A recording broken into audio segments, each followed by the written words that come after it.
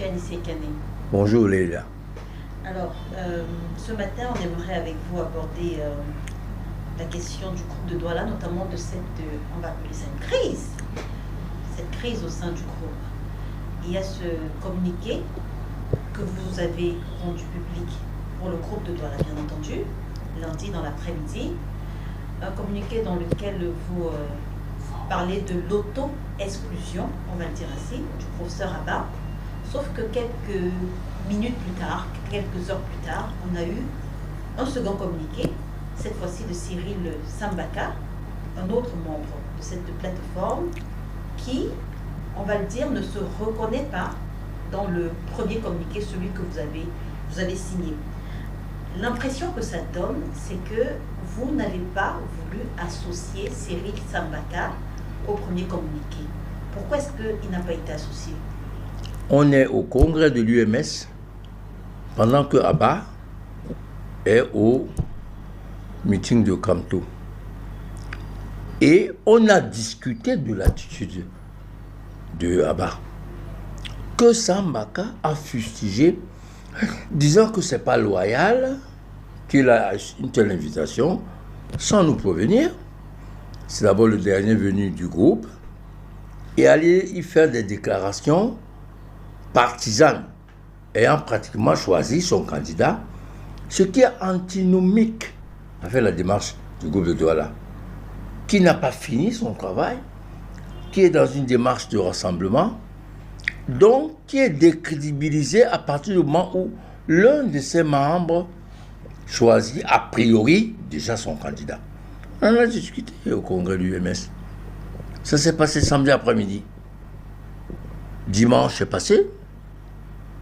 Et c'est lundi que je l'appelle, je lui dis que je vais lui envoyer une proposition de communiqué auto-excluant Abba. Effectivement, j'ai envoyé la proposition avec les deux noms, pour le groupe Douala, Sambaka et Kanani. Je lui ai dit amende et tu reviens vers moi. Une heure après, sans réponse, je l'appelle. Il me dit il faut encore attendre. 2 heures après, je l'appelle, il dit qu'il faut attendre. À la troisième appel, je lui demande s'il y a un problème. Veux-tu que j'enlève ton nom? Il dit oui. J'enlève son nom et il est le premier qui reçoit ce communiqué avant qu'il ne soit diffusé. Donc comment peut-on imaginer que je peux sortir un communiqué comme ça sans en avoir parlé à Sambaka? Sauf qu'en ce qui le concerne, lui, c'est les réseaux sociaux qui m'envoient son contre-communiqué. Voilà le déroulé des faits. Alors, mon communiqué est simple. Si j'ai sorti un communiqué, ça veut dire que je n'ai pas été associé. C'est vrai. Et Canet, il m'a appelé.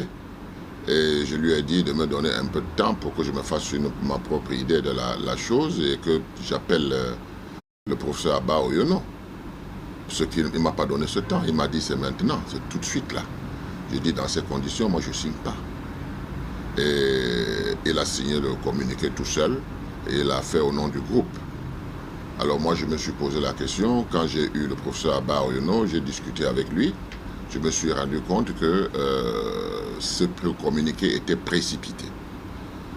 Parce que nous n'avons pas pris le temps de voir les contours, d'appeler la personne concernée et d'entendre les explications qu'il pouvait nous donner, à savoir, oui, j'ai discuté avec le professeur Maurice Kamto pour la possibilité d'une candidature forte.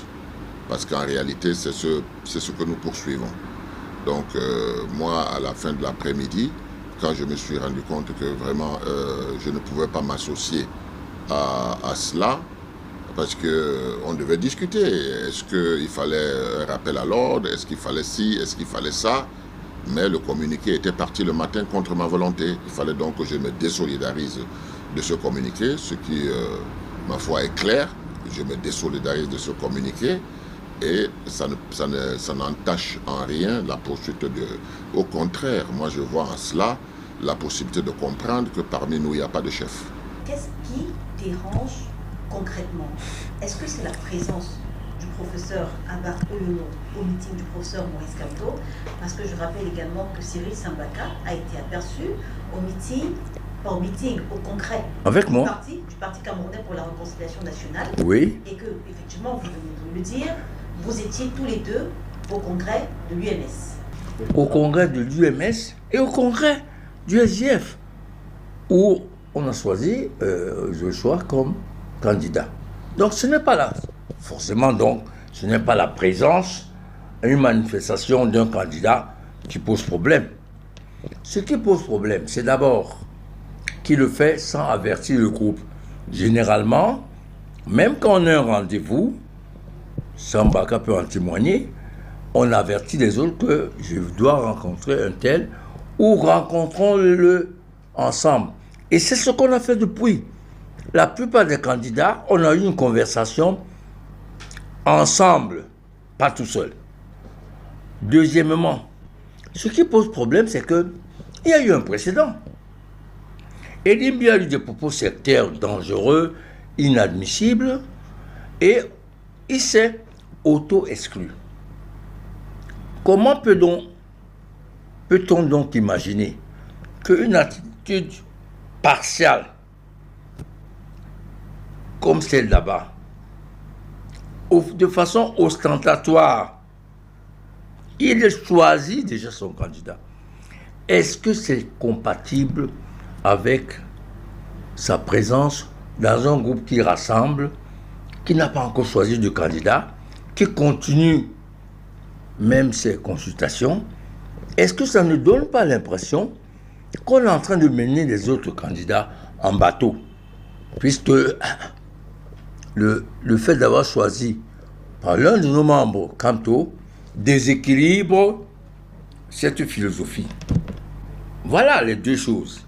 Le précédent de Nimbi et la philosophie du groupe qui empêche, on doit avoir chacun d'entre nous une préférence de candidat, mais qui nous empêche a priori d'afficher tant qu'on n'a pas fini. À quel titre le professeur Abba Oyono était au meeting de Paris? Est-ce qu'il y était en tant qu'homme public, professeur Abba Oyono, ou alors comme membre du groupe de Douala?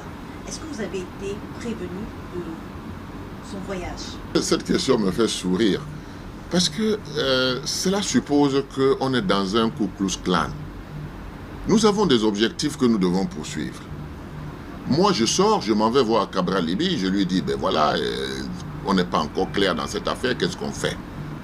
Abba Oyono peut aller le faire avec Kamto, s'il a des affinités avec lui. Anissé Kane peut aller le faire avec n'importe qui, pourvu que le but soit de rapprocher les gens. Alors, quand vous me posez la question de savoir si il était là pour le groupe de... Non, nous pouvons profiter du fait que nous sommes du groupe de Douala et qu'un des nôtres a été invité par Maurice Kamto pour qu'il se rapproche davantage et qu'il lui soumette, n'est-ce pas, le bon fondé de notre action. Maintenant, si Abba Oyono n'est pas revenu vers nous pour nous dire qu'est-ce qu'ils ont pu faire, vous voyez que ce communiqué était précipité. Je dis était précipité, parce que si on continue à travailler comme ça, notre objectif qu'on poursuit, on va passer à côté. Il y a beaucoup de gens qui viennent pour le groupe de Douala. Vous dites que le communiqué était précipité. Est-ce qu'il y a un moyen que vous fassiez un rétropédalage aujourd'hui pour réintégrer le professeur Abba Oyono? Alors si je le dis, ça veut dire que je suis un dictateur. Parce que moi, je ne peux pas prendre des décisions seul quand on est en groupe. Quand on est en groupe, je ne prends pas des décisions seul. On va sur la base des arguments. Et puis on s'entend. C'est nous-mêmes qui devons prouver d'abord le premier consensus avant qu'on ne demande aux leaders qui sont candidats d'avoir un consensus entre eux. Donc c'est un dialogue qu'il faut engager. Alors, est-ce que vous avez échangé avec le professeur Abba Oyono depuis sa présence au meeting de Paris? Et est-ce que vous avez échangé avec M. Sambaka depuis son contre-communiqué? Moi, je n'ai pas eu Abba. C'est lui qui devait s'expliquer. C'est lui qui devait nous expliquer pourquoi il a fait cette démarche. Bon, Ça m'a dit qu'il a eu au téléphone. C'est quand même embêtant que ça reste seulement entre Sam et lui, cette conversation ou ces explications. Et c'est lui qui a traduit les explications là-bas, disant que il est le mieux passé pour parler à Kanto. Ça m'étonnerait beaucoup. Et Pourquoi ça vous étonnerait? Pourquoi? Parce que, tel que moi je l'ai connu, ce qu'il disait du professeur Kanto n'était pas très reluisant avant.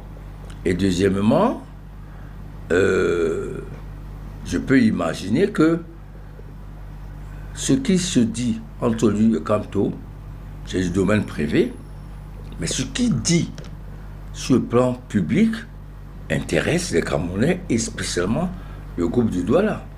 Quant à Sambaka, dans mes différentes interviews, je dis que c'est une crise. Le groupe que vous portez est encore crédible au regard de cette crise? Évidemment, nous partageons les mêmes aspirations, mais il ne faut pas que l'un parle au nom du groupe sans qu'il n'ait l'avis de l'autre, sans qu'on ne soit d'accord. J'ai demandé de surseoir pour que j'aie mon avis. Il ne m'a pas donné l'opportunité d'avoir mon avis. Je ne lui donne pas l'opportunité de signer à mon nom. Voilà, c'est tout. Et puis demain, quand on signera parce qu'on s'est entendu. Vous ne pensez pas qu'une crise comme celle-là peut apporter du bonheur demain? Elle apportera forcément du bonheur parce qu'on va éviter ce genre de choses. Les crises font partie du fonctionnement normal d'une association de personnes différentes. Mbaka et moi, on est dans des partis différents. On a politiquement des positions similaires, mais idéologiquement, ce n'est pas le cas. Donc forcément, la friction de ces différences peut donner des crises. Le problème, c'est comme la vie. La vie est faite d'obstacles, de crises, de résolution de crises, de façon permanente, de façon récurrente. Mais c'est ça la vie.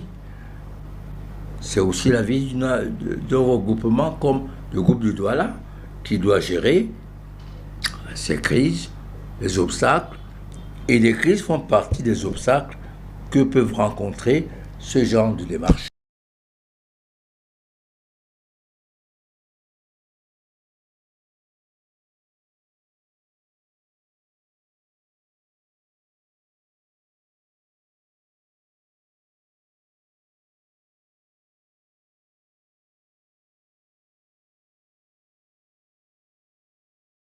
Monsieur Anissé Kané. Bonjour Léla. Alors,